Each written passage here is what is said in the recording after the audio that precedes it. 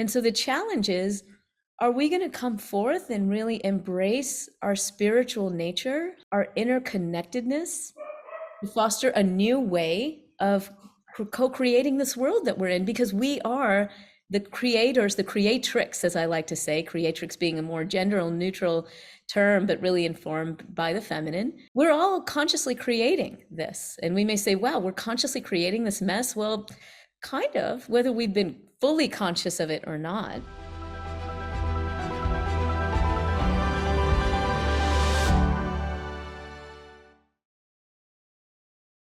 Hello, friends, and welcome. We are here with Dr. Shamini Jan, someone who I really respect and who is a good friend to Sounds True. Let me tell you a little bit about Shamini. Ivy League trained clinical psychologist, award-winning research scientist in psychoneuroimmunology and integrative medicine. Shamini is a mom.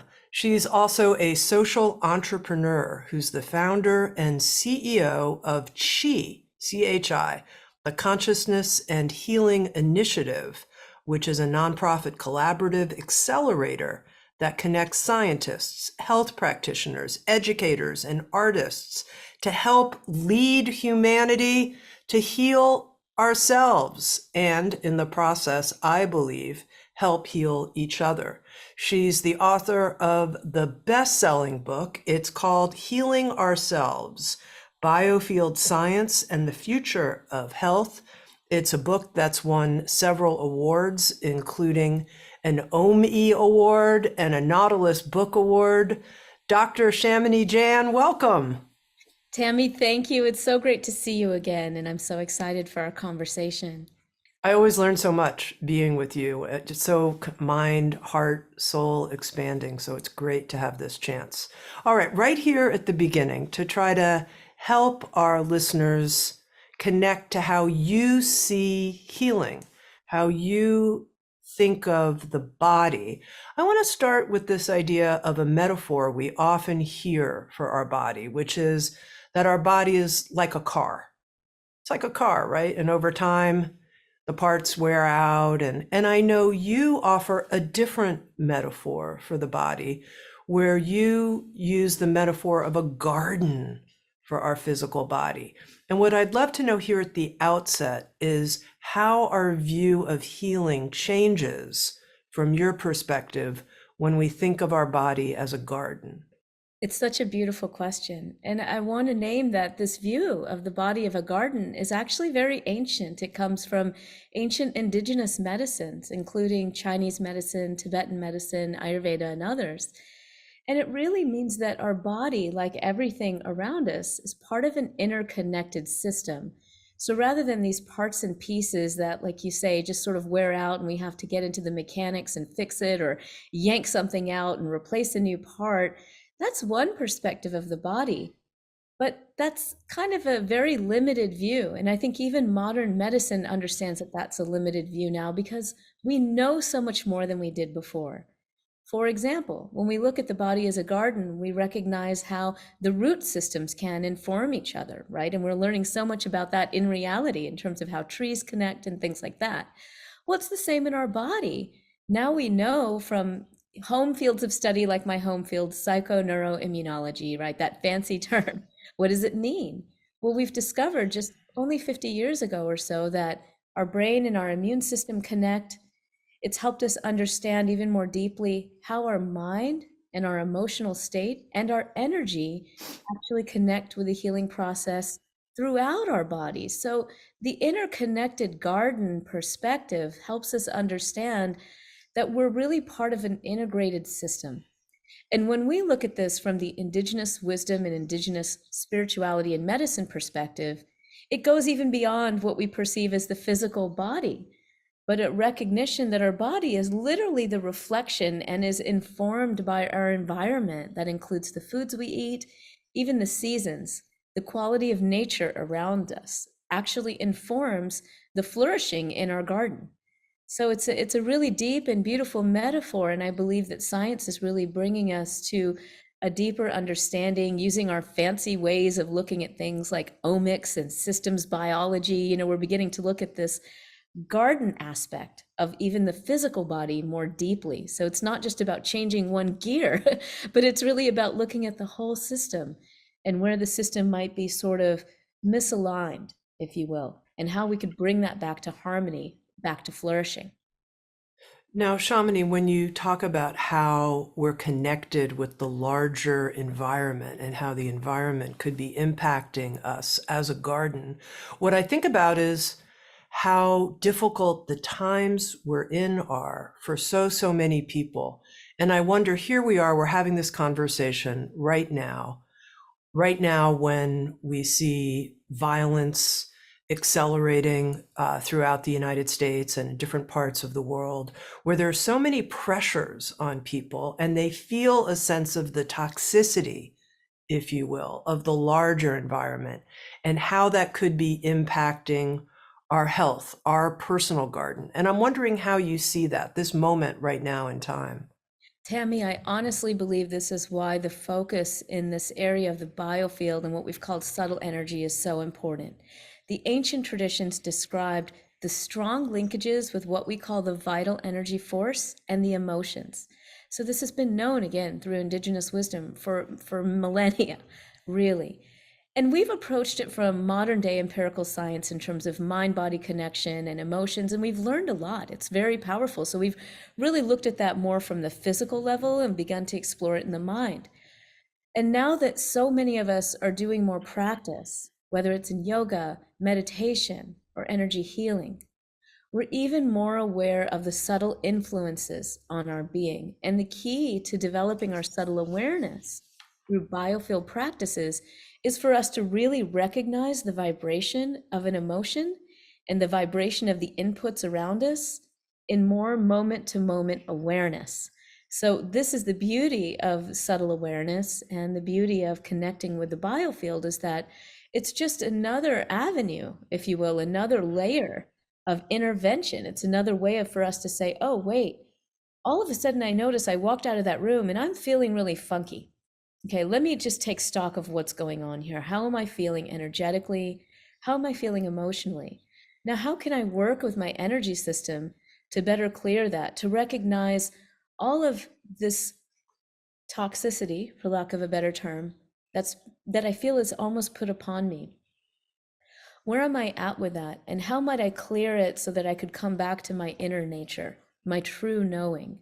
So it's like as a humanity, we're really being benevolently challenged, I think, in a way, to come back to ourselves in every moment and not get stuck in the constant conditioning that is thrust upon us by the powers that be, by most of the typical popular media, by a lot of the bad news that's really real. And I want to stress that this is not a bypass. We're not asking people to bypass what's actually going on. We all need to play a role in creating flourishing for our planet. And that means addressing the violence, the inequities, all of the things that we're seeing. But we have to have the energy to do that. And we can't have the energy to do it if we're constantly simply being fueled by anger or despair. It won't get us anywhere. So to tap into the subtle awareness and recognize, what are these energetic residues that are really coming from anger, despair, depression?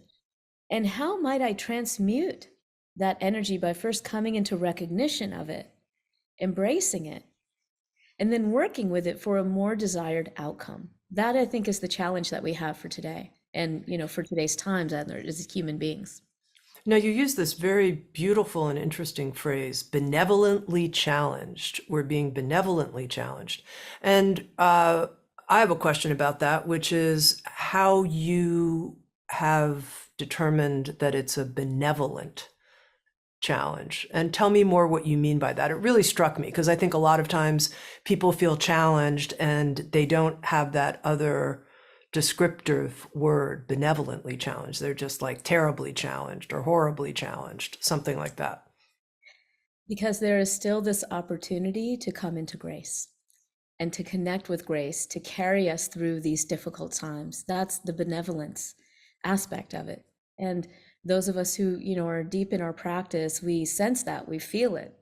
I'm getting very spiritual here. I assume that's okay for our Bring discussion. it on. It's we are at a time where spirit is here to help facilitate our learning and our growth. And the suffering is part of this benevolent challenge for us to really deeply look at our suffering, to recognize what's working and not working within us and around us. What are the systems that we've had in play that have been driven by greed, by lack, by scarcity? Well, I think, it's full force in our face at this point, isn't it? With climate change, with economic crises, with, growing violence, often caused by disparities in economics and racism and all of it, right? And yet there's this benevolence that I feel, and that I think many of us feel, that there's more to being human than this. We know that. And so the challenge is, are we going to come forth and really embrace our spiritual nature, our interconnectedness, to foster a new way of co-creating this world that we're in? Because we are the creators, the creatrix, as I like to say, creatrix being a more gender neutral term, but really informed by the feminine. We're all consciously creating this. And we may say, wow, we're consciously creating this mess. Well, kind of, whether we've been fully conscious of it or not. Right. So the benevolence is that challenge. Are you ready to step into your full power? Which means stepping into the full power of the spiritual nature of who you are, to bring about a better world. Now, you talked about how we can become aware of emotions in the body, and perhaps emotions that are in response or that we've caught, quote unquote, from other people. They're in response to situations. Tell me a little bit about a biofield healing approach when we're feeling difficult emotions, and how you personally work with that. Well, Tami, as you know, I love to sing, have loved to sing since childhood. And that's really what brought me to the study of the biofield, was recognizing that power of vibration.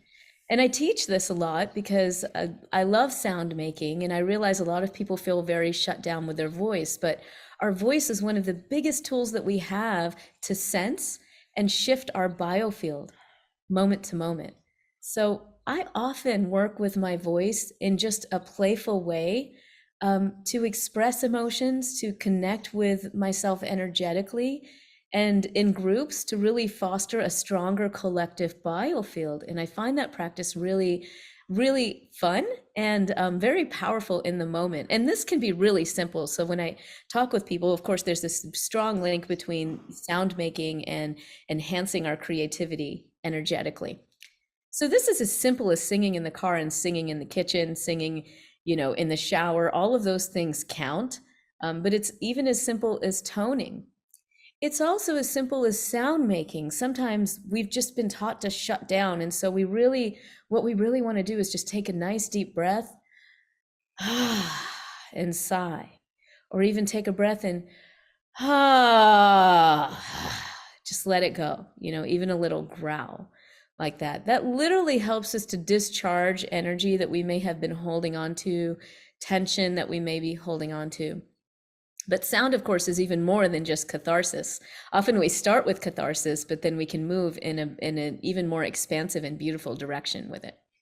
Now, I'm going to ask you if it's okay, invite you if it's okay to lead us in a biofield-based sound healing practice. But before we do, for the person who's listening and they're like, what is the biofield? What are we talking about here? What is Shamini pointing to?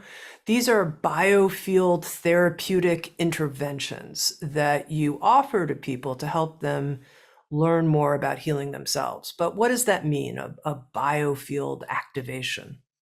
Tami, thank you for the question. So biofield is a fancy term that was coined by our fellow Western scientists here in the 1990s at a National Institutes of Health meeting, to try to make sense of all of these things that we were noticing about the power of energy, including that part that is measurable, electromagnetic energy. There are a lot of devices that we know are already being used in the biofield sphere, where we put known amounts of electromagnetic energy with things like pulsed electromagnetic field stimulation, transcranial magnetic stimulation, all of these things. That's part of the biofield. But there are these subtle aspects too that are used in all kinds of indigenous healing practices, including acupuncture, including yoga, including certain forms of meditation, and so many what have been called energy healing therapies, modern day practices like therapeutic touch, healing touch, Reiki, pranic healing, age old practices like external qigong, laying on of hands. Those are all biofield therapies. And sound can also be a biofield therapy. It is a biofield therapy. So when we go and immerse ourselves in Tibetan gongs, or Tibetan bowls, crystal bowls, a lot of people are doing these sort of sonic immersions. When we use the voice consciously, we're tapping into the biofield. So the biofield is always here. These are fields of energy and information that guide our health. And they're numerous. And we're just beginning to explore the science behind them. As you know, that's a huge focus of my book. Healing Ourselves is really helping us understand all the science behind the biofield. But it's something that we carry with us all the time. And so just by consciously coming into contact with our biofield, we can up level our healing and our well-being moment to moment. That's what's so cool about it.